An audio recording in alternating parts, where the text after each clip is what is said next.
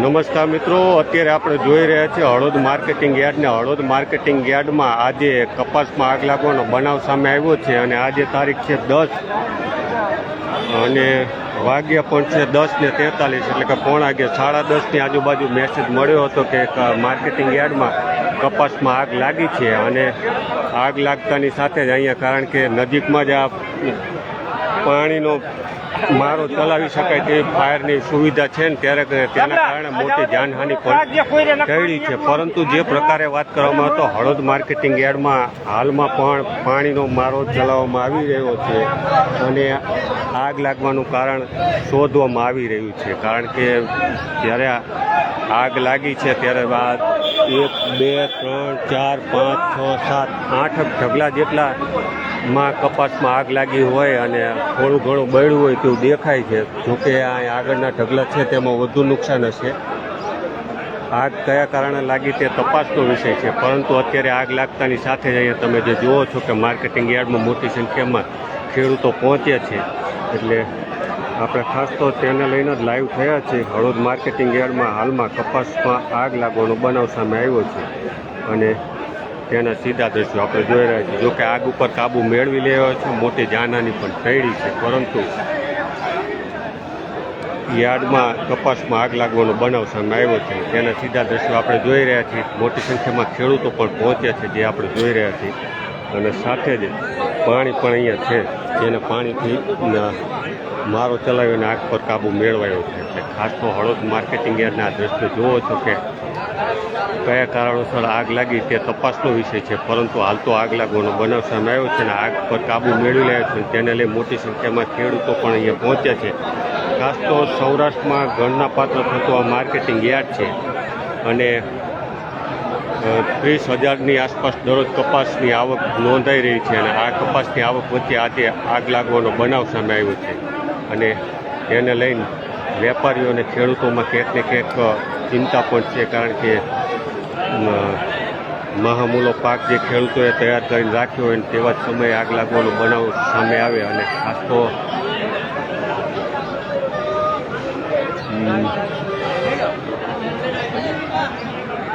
હરાજી થઈ ગયેલી,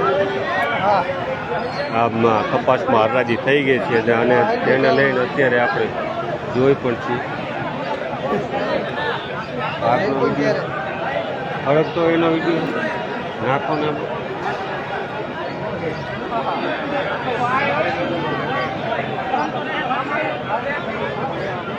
આગનો વિડીયો લઈ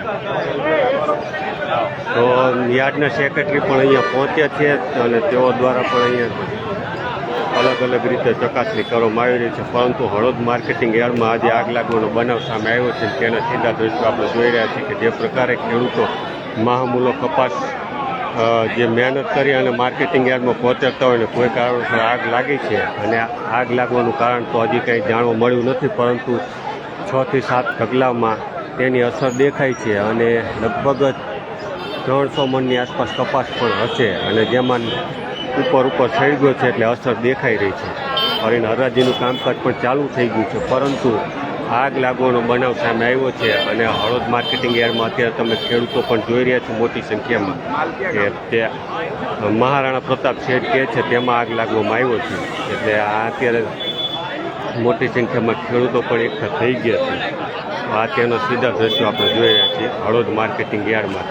સાથે જ અહીંયા જે ફાયરના સાધનો છે ને તેને લઈને તેની નજીક જ આગ લાગી હોય એટલે આગ પર કાબુ પણ ઝડપી મેળવી લે છે. એટલે ખાસ તો માર્કેટિંગ યાર્ડને પણ જે ફાયરના સાધનો છે એ ટાણે કામ આવે એવું કહી શકાય. કારણ કે ઘણી વખતે એવું પણ બનતું હોય કે આગ લાગે અને ફાયરના સાધનો કામ પણ નથી કરતા હોય, પરંતુ માર્કેટિંગ યાર્ડમાં ફાયરના સાધનો કામ કરે છે. તે આજે ચકાસણી પણ થઈ ગઈ, કારણ કે અહીંયા જે ફાયરના સાધન લગાવેલા છે તેમાંથી સીધો પાણીનો મારો ચલાવવામાં આવ્યો અને મોટા ભાગે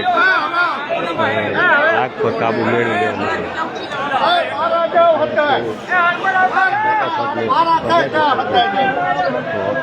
આગ લાગ્યા બાદ હરાજીનું કામકાજ પણ શરૂ કરી દેવામાં આવ્યું છે. પરંતુ આપણે કપાસમાં જે આગ લાગી છે તેના સીધા દ્રશ્યો આપણે બતાવીશું કે આ કલરમાં થોડુંક નુકસાન થયું છે. અત્યારે પણ તમે જે જુઓ છો કે આ કપાસ છે, આ કપાસમાં નુકસાન થયું છે ઉપર અંદર પણ કેટલી સીધી આગ હોય અને 7-8 ખેડૂતોને નુકસાન થયું હોવાની જાણકારી મળી રહી છે.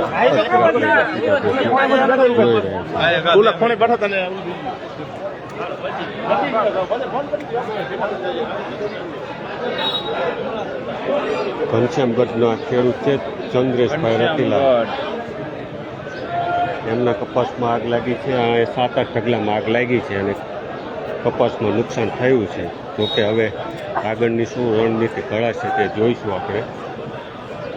રમેશ ભગવાન હળવદ.